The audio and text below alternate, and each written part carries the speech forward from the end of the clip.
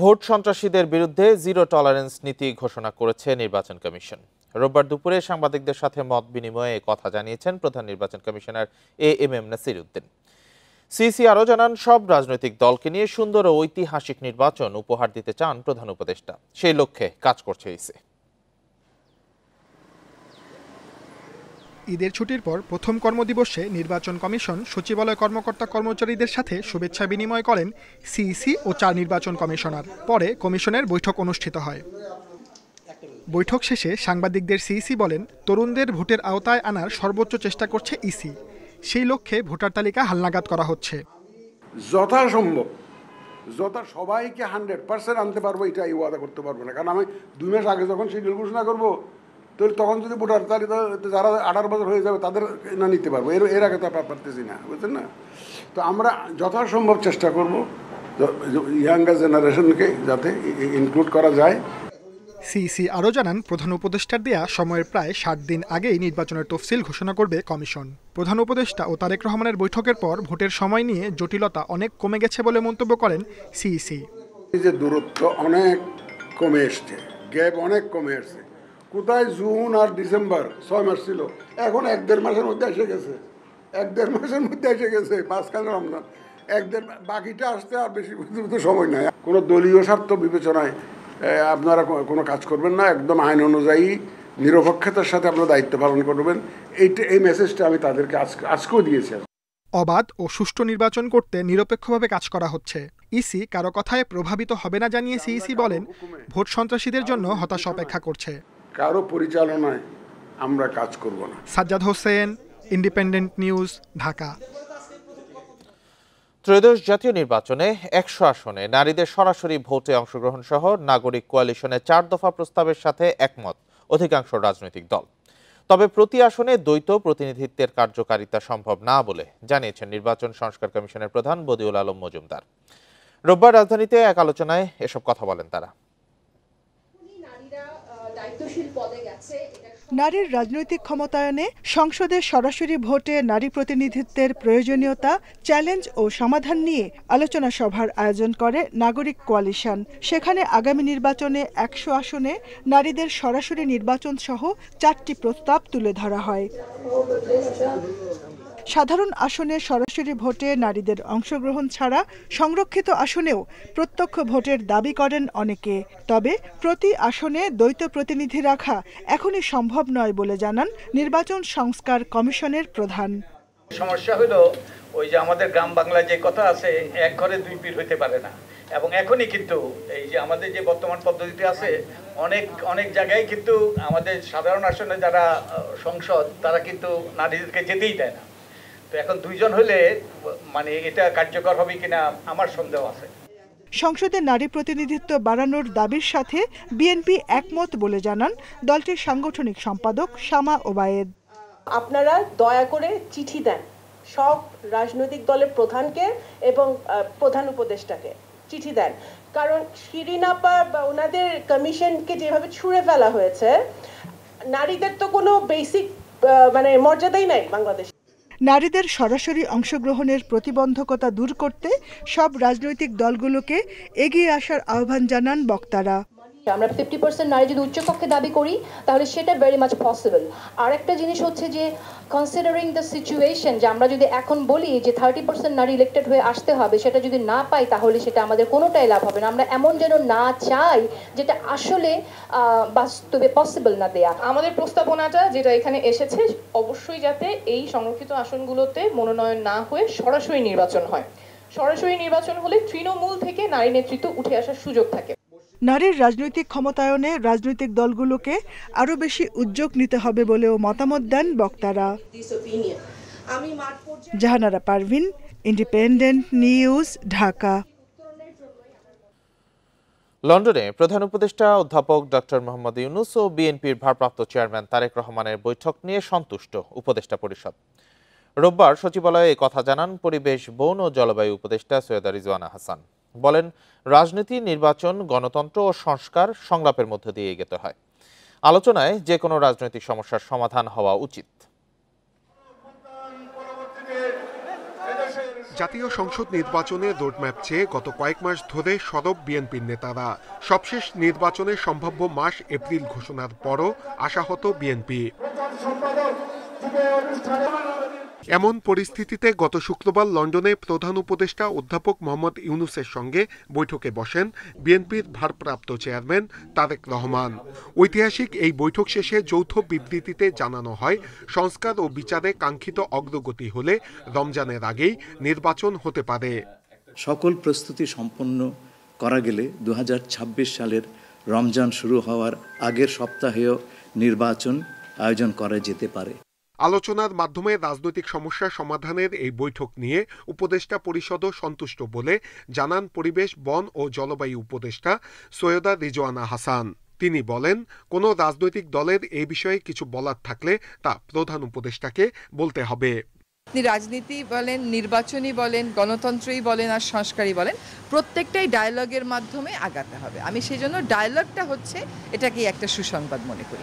আমার কাছে পরিস্থিতিটা বেশ স্বস্তিকর মনে হচ্ছে। হ্যাঁ, আর এখন রাজনৈতিক দলগুলো তার অবস্থান থেকে কথা বলবেন। রাজনৈতিক দলগুলো প্রধান উপদেষ্টার ব্যাপারে যদি কোনো কথা বলেন, এটা প্রধান উপদেষ্টার সাথেই ওনারা নিশ্চয়ই কথা বলবেন। এদিকে স্বরাষ্ট্র উপদেষ্টা জানান, নির্বাচন সুষ্ঠু করার জন্য আইনশৃঙ্খলা বাহিনীর সব ধরনের প্রস্তুতি আছে। নির্বাচনের ডেটটা তো ফিক্স করবে নির্বাচন কমিশন। ওনারা যেই সময় ফিক্স করবে, আমরা মনে হয় আমাদের আইনশৃঙ্খলা বাহিনী ওই সময় তারা প্রস্তুত যে কোনো অবস্থায়। যে কোনো সমস্যা যে আলোচনার মাধ্যমে সমাধান হতে পারে, ডক্টর ইউনূস তারেক রহমানের বৈঠকটি তার একটি দৃষ্টান্ত হয়ে থাকবে বলে মনে করছেন উপদেষ্টারা। নূরে আলম, ইন্ডিপেন্ডেন্ট নিউজ, ঢাকা। মেয়রের শপথ না পড়ানো পর্যন্ত টানা অবরোধ কর্মসূচি চালিয়ে যাওয়ার ঘোষণা দিয়েছেন বিএনপি নেতা ইশরাক হোসেন। এই কর্মসূচিতে সাড়া না দিলে আবারও কঠোর আন্দোলনের হুঁশিয়ারি দিয়েছেন বিএনপির এই নেতা। রোববার নগর ভবনের সামনে অবস্থান কর্মসূচি পালনের সময় তিনি এ ঘোষণা দেন। পাশাপাশি জনভোগান্তি লাঘবে ব্যবস্থা নেয়ার কথা জানান।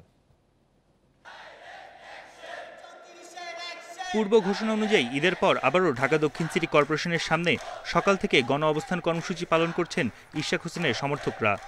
তাদের দাবি, অনতিবিলম্বে ঢাকা দক্ষিণের নির্বাচিত মেয়র হিসেবে ইশরাক হোসেনকে শপথ পড়িয়ে দায়িত্ব বুঝিয়ে দেওয়ার। সকাল 11টার দিকে এই কর্মসূচির সঙ্গে একাত্মতা প্রকাশ করতে নগর ভবনে আসেন ইশরাক হোসেন। উপস্থিত হওয়ার কিছুক্ষণের মধ্যেই নেতাকর্মীদের উদ্দেশ্যে বক্তব্য রাখেন তিনি। সরকার সাংবিধানিক দায়িত্ব পালন করছে না বলেও অভিযোগ তোলেন। বর্তমান যে স্থানীয় সরকার উপদেষ্টা, তিনি যে শপথ ভঙ্গ করেছেন, তিনি সংবিধানকে লঙ্ঘন করেছেন। যেই শপথ নিয়ে তিনি উপদেষ্টা হয়ে গাড়িতে পতাকা লাগিয়ে ঘুরে বেড়াচ্ছেন, সেই সংবিধানকে তিনি লঙ্ঘন করেছেন। বাংলাদেশের সর্বোচ্চ আদালত সুপ্রিম কোর্টের আপিল বিভাগকে তিনি ক্রমাগত অবমাননা করে চলেছেন। জনগণের ভোগান্তি চান না উল্লেখ করে টানা অবস্থান কর্মসূচি চালিয়ে যাওয়ার ঘোষণা দেন তিনি। ঢাকা দক্ষিণ সিটি কর্পোরেশনের যে রায় এবং সেটিকে যে পূর্ণাঙ্গভাবে কার্যকর করার জন্য যে বাধাগ্রস্ত করা হচ্ছে, এটার বিরুদ্ধে আমাদের যে আন্দোলন রয়েছে সেটি অবশ্যই চলমান থাকবে। কিভাবে জনগণের ভোগান্তি লাঘব করবেন জানতে চাইলে ইশরাক হোসেন জানান, ভোগান্তি কমাতে ডিএসসিসির প্রত্যেকটি আঞ্চলিক অফিসে বুথ বসানোর চিন্তা করা হচ্ছে। এটা আমরা ইমিডিয়েটলি শুরু করার জন্য আমরা পদক্ষেপ নিচ্ছি। ইমিডিয়েটলি এটা জোন ভিত্তিক যে অফিসগুলো আছে সেখানে আপনার জরুরি বুথ বসানো হবে। সেই ব্যাপারে আমরা কথা বলতেছি কিভাবে এটা করা যায়। পাশাপাশি জনভোগান্তি কমাতে দ্রুত শপথ আয়োজন ও দায়িত্ব বুঝিয়ে দেওয়ার আহ্বান জানান তিনি। বন ইবনে কামাল, ইন্ডিপেন্ডেন্ট নিউজ, ঢাকা। দক্ষিণ এশিয়ার দেশগুলোর মধ্যে হজ ব্যবস্থাপনায় এবছর প্রথম হয়েছে বাংলাদেশ। হজ শেষে রোববার সৌদি সরকার এ তালিকা প্রকাশ করেছে বলে জানান এজেন্সিদের সংগঠন হাব। দেশে ফেরা হাজিরা এবারের ব্যবস্থাপনায় সন্তুষ্ট। সরকারি হিসেবে রোববার পর্যন্ত দেশে ফিরেছেন প্রায় 21,000 হজ যাত্রী। কেউ 1 মাস, আবার কেউ 45 দিন প্রিয়জন ছেড়ে বের হয়েছিলেন হজ যাত্রায়। উদ্দেশ্য ছিল আল্লাহর কাছে নিজেকে সঁপে দেয়া, আর পবিত্র কাবা তাওয়াফে ছিল ক্ষমার ফরিয়াদ। ইসলামের ফরজ এই ইবাদত শেষে দেশে ফিরছেন হাজিরা। বিমানবন্দরে নেমে জানালেন অভিজ্ঞতা, ছিল না ব্যবস্থাপনা নিয়ে অভিযোগ। আলহামদুলিল্লাহ, খুব ভালো লাগলো, ভালোভাবে হজ করতে পারছি, কোনো সমস্যা হয়নি এবং আসতে যাতে বিমানে কোনো সমস্যা হয়নি। আমাদের খুব ভালোভাবে করছে, সুষ্ঠুভাবে এবং সুন্দরভাবে আসছি। আমাদের বাংলাদেশের যে অ্যারেঞ্জমেন্ট সেটা ভালো ছিল, যাওয়া আসা থাকা সব কিছু ভালো। অন্য অন্য বছরের চেয়ে এবছর খুবই সুবিধা হয়েছে। হজ পালনের সময় তারা নিজের পরিবার পরিজন দেশ ও মুসলিম উম্মার শান্তি কামনায় আল্লাহর কাছে দোয়া করেন। সারা উম্মতের জন্য দোয়া করছি, নিজের জন্য দোয়া করছি, মা বাবার জন্য দোয়া করছি। হাঁটু ব্যথা এত প্রবলেমেটিক, আমি একটা মানুষ, অথচ আমি দিনে 2 বারও তওয়াফ করেছি। আমার খুবই ভালো লেগেছে এবং আমার নিজের ঘর মনে হয়েছে। গত জীবনে যা করেছি সমস্ত জানা অজানা ভুল ভ্রান্তি সমস্ত গুনাহ খাতা থেকে আল্লাহ মাফ করে দিয়ে আমাদের হজকে তুমি কবুল করে নাও। এজেন্সিদের সংগঠন হাব বলছে, ভারত, পাকিস্তান সহ দক্ষিণ এশিয়ার 6 দেশের ব্যবস্থাপনা নিয়ে সৌদি আরব সরকারের প্রকাশ করা তালিকায় এবার প্রথম হয়েছে বাংলাদেশ। এবছরের হজ ব্যবস্থাপনা অত্যন্ত সুন্দর ছিল, সুশৃঙ্খল ছিল। সৌদি আরবের পর্বে যেমন ছিল, বাংলাদেশ পর্ব আপনারা জানেন অত্যন্ত সুশৃঙ্খলভাবে নিবন্ধিত সকল হজযাত্রী এবার হজে গেছেন। এটি আমাদের জন্য একটি মাইল ফলক এবং সৌদি আরব থেকেও দক্ষিণ এশিয়া বাংলাদেশ হজ ব্যবস্থাপনায় প্রথম স্থান অর্জন করেছে। আমরা সবাই মিলে ঐক্যবদ্ধভাবে এবার হজটাকে সুন্দর করার জন্য আমরা চেষ্টা করেছি। আশা করি মানুষ এটা বলবে যে এবছর কোনো কান্নাকাটি নাই, এবছর কোনো মারামারি নাই, এবছর হজে কোনো লোকের টিকিটের কোনো অভাব হয় নাই। গত বছরের চেয়ে এবার মৃত্যু কম হয়েছে হজযাত্রীর। 15 জুন পর্যন্ত 2 নারীসহ মৃত্যু হয়েছে 27 জনের, নিখোঁজ 1 জন, আর বিভিন্ন হাসপাতালে ভর্তি আছেন প্রায় 30 হাজি। Adilur Rahman, Independent news, Dhaka. রাজশাহী বিভাগে 4 মাসে চুরি, ছিনতাই, ডাকাতির মামলা হয়েছে অন্তত 390টি, অর্থাৎ গড়ে প্রতি মাসে এ ধরনের অপরাধের ঘটনা প্রায় 100। আইনশৃঙ্খলা পরিস্থিতির অবনতিতে উদ্বেগ তৈরি হয়েছে স্থানীয় বাসিন্দা ও ব্যবসায়ীদের মাঝে। তবে অপরাধ নিয়ন্ত্রণে সর্বোচ্চ তৎপরতার আশ্বাস পুলিশের। রাজশাহী বিভাগে জানুয়ারি থেকে এপ্রিল পর্যন্ত চুরি, ডাকাতি, ছিনতাইয়ের ঘটনা ঘটেছে 400রও বেশি। ডাকাতির ঘটনাই ঘটেছে 29টি, আর সবচেয়ে বেশি হয়েছে সিরাজগঞ্জে। পুলিশের তথ্য বলছে 284টি চুরির ঘটনার মধ্যে 54টি হয়েছে বগুড়ায়। দস্যুতার দিক থেকেও এগিয়ে এই জেলা। প্রতি মাসেই এই ধরনের অপরাধের ঘটনায় আতঙ্কে স্থানীয়রা। আইনশৃঙ্খলা বাহিনীর তৎপরতা আরও বাড়ানোর দাবি তাদের। যারা ব্যবসায়িক রয়েছে আমরা আতঙ্কিত, কারণ এরকম হরহামেশা চুরি আশপাশে অনেক জায়গাতেই হচ্ছে। ফুটেজ চেক করি, ফুটেজে ক্লিয়ার দেখা যায় চোরকে। তো 1 মাস আগে আমি কমপ্লেনও করি, এজাহার করি। পাশাপাশি অনেক কয়েকটা দোকানেও কাটছিল তালা, তো সবাইকে নিয়ে এজাহার করে আমি কমপ্লেন করি থানায়। তো 1 মাস পার হয়ে গেছে, এখন পর্যন্ত আমার জানা নাই কেন ধরতে পারে নাই পুলিশ। নিজের বাড়ি চুরি হয়েছে, সেখানে মোবাইল এবং টাকা পয়সা চুরি হয়েছে, থানায় অভিযোগ দিয়েছিলাম, জিডি করছিলাম, সেখানে আমি কোনো প্রতিকার পাইনি। বিশ্লেষকরা বলছেন, প্রশাসনের দুর্বলতার সুযোগ নিচ্ছে অপরাধীরা। ক্রমেই বাড়ছে কিশোর গ্যাংয়ের দৌরাত্ম্য। এর পেছনে কিছু দলের ইন্ধনেরও অভিযোগ রয়েছে। কেউ আসলে দায়িত্বশীল আচরণ করছে না। যদি আপনার গুড গভর্নেন্স, সুশাসন থাকতো তাহলে এই সমস্যাগুলো হতো না। ইভেন বিচার ব্যবস্থার সেখানকার দুর্বলতা আছে, দুর্বল প্রসিকিউশন ব্যবস্থা আছে। এর বাইরে যেটা আছে রাজনৈতিক দলগুলোর যে ইন্ধন যোগানো। পুলিশের কর্মকর্তারা বলছেন, 5 আগস্টের পর মনোবল হারানো বাহিনীর সদস্যরা আবারও সক্রিয় হয়ে মাঠে নেমেছেন। অপরাধ নিয়ন্ত্রণে সর্বোচ্চ তৎপরতা রয়েছে তাদের। দেশের বিদ্যমান আইন ও বিধির আলোকে সেগুলোকে আমরা নিয়ন্ত্রণ করি এবং অপরাধীদেরকে যেন আইনানুগ প্রক্রিয়ায় বিচারের সম্মুখীন করা যায়, সেই জন্য আমাদের তৎপরতা অব্যাহত আছে। 4 মাসে এসব চুরি, ছিনতাইয়ের ঘটনায় আহত হয়েছেন অন্তত 1/2 মুস্তাফিজুর রহমান, ইন্ডিপেন্ডেন্ট নিউজ, রাজশাহী। রাজনৈতিক পট পরিবর্তনের পর দেশি বিদেশি বিনিয়োগে গতি কমেছে, সেই সঙ্গে রাজনৈতিক অস্থিরতায় কমেছে কর্মসংস্থানের সুযোগ, বাড়ছে বেকারত্ব। তাই বাজেটে অর্থনৈতিক পুনরুদ্ধারকে গুরুত্ব দেওয়া উচিত ছিল বলে মনে করেন অর্থনীতিবিদরা। বিনিয়োগ বাড়াতে ব্যবসার পরিবেশ উন্নয়ন এবং রাজস্ব খাত সংস্কার জরুরি বলছেন ব্যবসায়ীরা। বাংলাদেশ পরিসংখ্যান ব্যুরোর গত বছরের জুলাই-সেপ্টেম্বর প্রান্তিকের শ্রমশক্তি জরিপে দেখা যায়, দেশের 26,60,000 কর্মক্ষম মানুষের এখন কাজ নেই। বিশ্বব্যাংকের প্রতিবেদন বলছে, চলতি বছর আরও 30 লাখ মানুষ নতুন করে দরিদ্র ঝুঁকিতে পড়তে পারে। সংস্থাটি বলছে, দুর্বল শ্রমবাজারের কারণে দারিদ্র্যের হার বেড়ে দাঁড়াতে পারে 22.9 ভাগে। অর্থনৈতিক কার্যক্রমের এ ধীরগতি মোকাবিলায় বিনিয়োগ ও কর্মসংস্থানে জোর দিচ্ছেন অর্থনীতিবিদরা, যদিও বাজেটে যথেষ্ট উদ্যোগের অভাব দেখছেন তারা। এখনও কিন্তু মজুরি বৃদ্ধির হারের চেয়ে মূল্যস্ফীতির হার কিছুটা বেশি আছে। সো আমরা যদি বিনিয়োগ যদি আমরা বাড়াতে পারি, সেটাকে প্রণোদিত করতে পারি, কর্মসংস্থান করতে পারি, তাহলে মূল্যস্ফীতিটা ক্রমান্বয়ে কমে আসবে বলে আমরা আশা করছি, কিন্তু ক্রয় ক্ষমতাটা তখন আমরা ধরে রাখতে পারব। 2025-26 অর্থ বছরের প্রস্তাবিত বাজেটে এনবিআরের রাজস্ব আয় লক্ষ্য 4,99,000 কোটি টাকা, যেখানে চলতি অর্থ বছরের 11 মাসে আয় 3,21,500 কোটি। 35% মতো রাজস্ব বাড়াতে আমদানি ও অন্যান্য শুল্ক ভ্যাটে চাপ বেড়েছে। বাজেটে করজাল বাড়ানোর কোনো উদ্যোগ দেখছেন না ব্যবসায়ীরা। অর্থনীতিকে বেগবান করার জন্য কি এটা একটা সাপোর্টিভ বাজেট হয়েছে?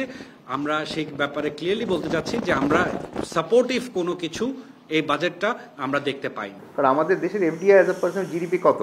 0.6%. It is lower than Pakistan, এবং lower than Pakistan by the way, এগুলো তো লাস্ট 40-50 ইয়ার্স, এমন না যে in the last 2 years or 1 বছর, 50 ইয়ার্স। আপনি কি তাকিয়ে দেখবেন, পাকিস্তান মতো economy has been able to attract more FDI than us. Sad reality.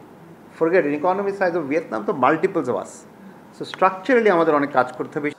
2024 সালে দেশে মোট বিদেশি বিনিয়োগ এসেছে $127 কোটি, যা আগের বছরের চেয়ে 13% কম। আর টানা 6 মাস ধরে বেসরকারি খাতের ঋণের প্রবৃদ্ধি 8%-এর নিচে। Hari Saha, independent news, Dhaka.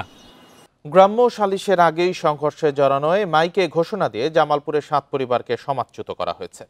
ফলে মানবেতর জীবনযাপন করছে পরিবারগুলো। অভিযুক্তদের দাবি, সমাজবিরোধী কর্মকাণ্ডের কারণে এই সিদ্ধান্ত নেওয়া হয়েছে।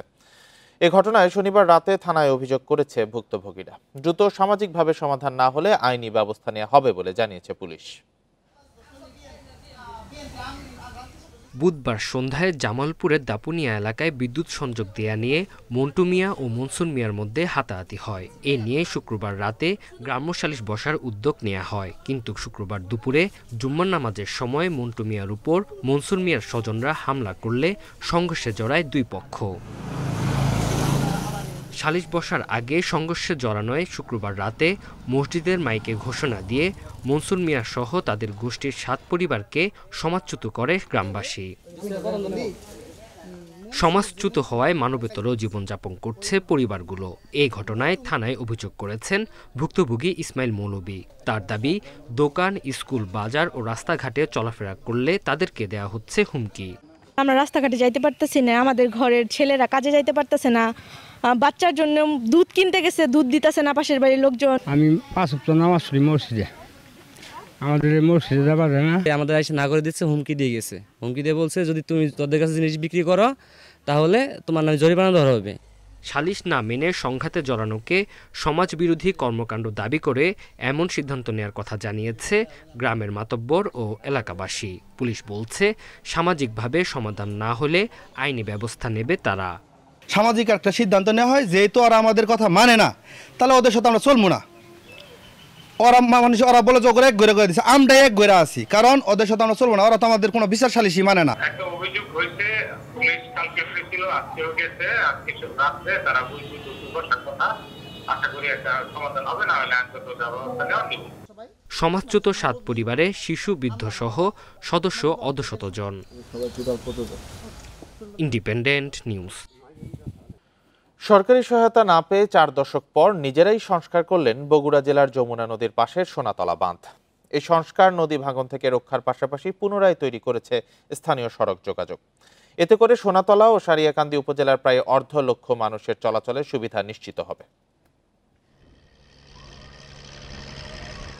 এই বাঁধটি বগুড়া জেলার সোনাতলায় 4 দশক আগে বন্যা ও ভাঙনে নিশ্চিহ্ন হয়ে গেলে যোগাযোগ বিচ্ছিন্ন হয়ে যায় সোনাতলা ও সারিয়াকান্দি উপজেলার মধ্যে।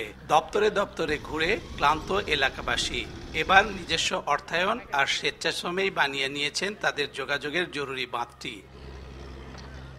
গত ডিসেম্বরে চাঁদা তোলা শেষে স্বেচ্ছাশ্রমে শুরু হয় এর সংস্কার কাজ। পূর্ব তেকাইনি চুকাইনগর থেকে সুজালের পাড়া গুচ্ছগ্রাম পর্যন্ত 40 ফুট প্রশস্ত এই বাঁধ 1.5 কিলোমিটার।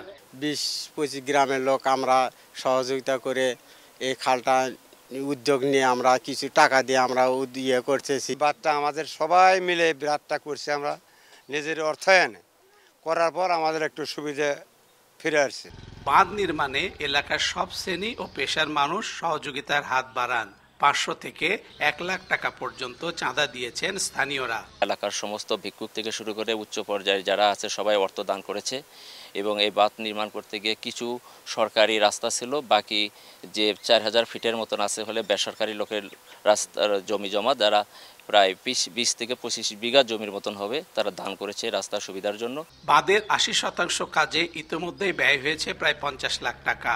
বাকি অসম্পূর্ণ কাজে মানুষের পাশে থাকবে স্থানীয় সামাজিক সংগঠন মনি পঞ্চায়েত কল্যাণ ট্রাস্ট। তারা এত নিরীহ 1000, 2000, 5000 তারা নিজেদের উদ্যোগে এই টাকাটা দিচ্ছে। তাদের পাশে আমি অনেক আগে থেকে আছি, ইনশাল্লাহ এখনও থাকবো এবং আমার সোর্স থেকে যদি গভর্নমেন্ট লেভেলে কোনো সুযোগ থাকে আমি সেটা করব। 1940 সালে সরকারি নথিতে উল্লেখ করা পূর্ব তেকাইনি চুকাইনগরের বাঁধটি 1984 সালের বন্যায় ব্যাপক ক্ষতি হয়। এতে বিপদে পড়েন বগুড়ার 2 উপজেলার অন্তত 40 গ্রামের 50,000 মানুষ। Hasibur Rahman, Independent news, Sonatala, Bogura. ভূমি অধিগ্রহণ না হওয়ায় নির্মাণের পরেও চালু করা যায়নি মুন্সিগঞ্জে 2টি সেতু। 20 কোটি টাকা ব্যয়ে নির্মিত সেতু দুটিতে সংযোগ সড়ক না থাকায় কোনো সুফল পাচ্ছে না এলাকাবাসী। জটিলতা কাটিয়ে সেতু চালু করতে প্রকল্পের মেয়াদ বাড়ানোর প্রস্তাব দিয়েছে সড়ক ও জনপথ বিভাগ। মুন্সিগঞ্জে চরাঞ্চলে 5টি ইউনিয়নের প্রবেশদ্বার মুন্সিরহাট ও হামিদপুরে 2টি সেতু ঝুঁকিপূর্ণ হওয়ায় 2023 সালে শুরু হয় নতুন সেতুর কাজ। গত এপ্রিলে আরসিসি সেতু নির্মাণ শেষ হলেও সংযোগ সড়কের অভাবে কাজে আসছে না এগুলো। এলাকাবাসী বলছে, সেতু নির্মাণের আগেই সংযোগ সড়কের ভূমি অধিগ্রহণ না করায় বর্তমানে বাড়িঘর ও দোকানপাট ছাড়তে চাইছে না মালিকরা। এ কারণে ঝুঁকিপূর্ণ পুরনো বেইলি সেতু দিয়ে চলছে যাতায়াত। রাস্তা না নিয়ে ব্রিজ বানায় লাইছে, তো এই ব্রিজ বানায় লাভ কি যদি আমরা চলাচলই করতে না পারি? এত টাকা খরচ করে ব্রিজ বানালে আমরা রাস্তায় নাই যাইতে পারি না, কি লাভ হইলো? আগের ব্রিজ তো ভালো ছিল আমাদের, এই যে ঘরবাড়ির উপরে ব্রিজ উঠায়, ব্রিজ এখন ওপেন করে নাই। ভূমি মালিকদের অভিযোগ, সেতু নির্মাণের আগেই সংযোগ সড়কের জন্য সম্পত্তি অধিগ্রহণ শুরু না করে প্রতারণা করেছে কর্তৃপক্ষ। সরকারি প্রক্রিয়া মেনেই অধিগ্রহণ ও ক্ষতিপূরণের দাবি মালিকদের। ব্রিজের পাশেই সরকারি খাত জমি থাকার পরেও ব্রিজটা কেন মালিকানা জমির উপর দিয়ে উঠাইলো, এটা আমরা সাধারণ মানুষ বা এই জায়গায় যারা মালিক আছে কেউই বুঝতেছি না।